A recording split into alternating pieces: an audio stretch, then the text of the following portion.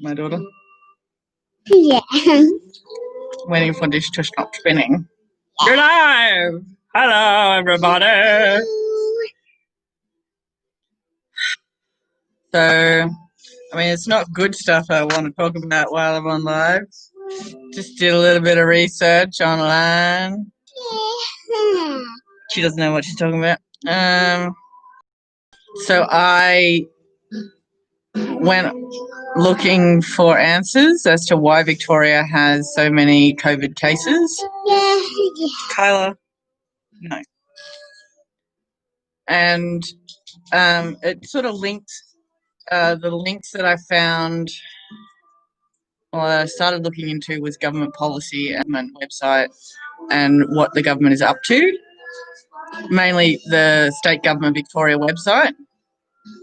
And from the state government Victoria website, I discovered that Victoria has strong agreements with the Chinese government, and that Victoria is the vision of the Victorian government is to be the gateway, their words, not mine, the gateway for China into Australia.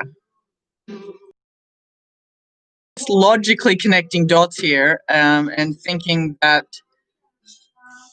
the Victorian government has approved Chinese flights from China into Victoria, approved Chinese flights with Chinese people, where the virus originated from, into Victoria on a daily basis. I live near the not just bullshitting. So I'm just trying to connect dots here as well to discover why Victoria has such a big outbreak. The Chinese have been flown in for roadworks, for other works. They're setting up the 5G towers. They're setting up God knows what else. Everyone knows that China has a strict in their government, and they love surveillance. So we don't know what else they're setting up here in our state. I am in Victoria. I am not happy about this. I am trying to figure out the truth about coronavirus and the truth about my state, Victoria. So the strong ties between the Victorian government and the Chinese government mean that a lot of Chinese have been flying in regularly for months. And obviously the virus outbreak has been happening for months here in Victoria, where they've put us on strict restrictions. I can't leave my house without wearing a mask. I'm very unhappy about this. There's a curfew. We don't know if it's going to get better or worse. I actually have a action plan in place, and we'll do what's necessary for me and my family.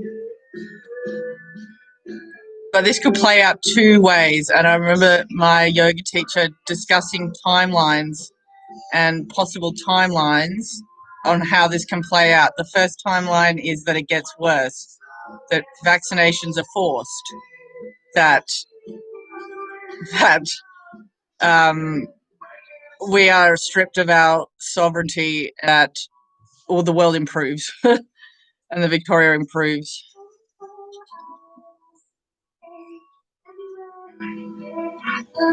The first timeline, an evacuation plan, basically, and I suggest that one in Victoria devises their own evacuation plan if the first timeline plays out. We're already in a state of disaster. It's not a natural state. It's a state of disaster here in Victoria, and we all need an action plan, and we need to plan just in case the shit hits the fan and the government gets their way and bad things happen. And yeah, so I'm just trying to connect the dots, trying to make sense of what's happening, and stay tuned. I'll come back with an update.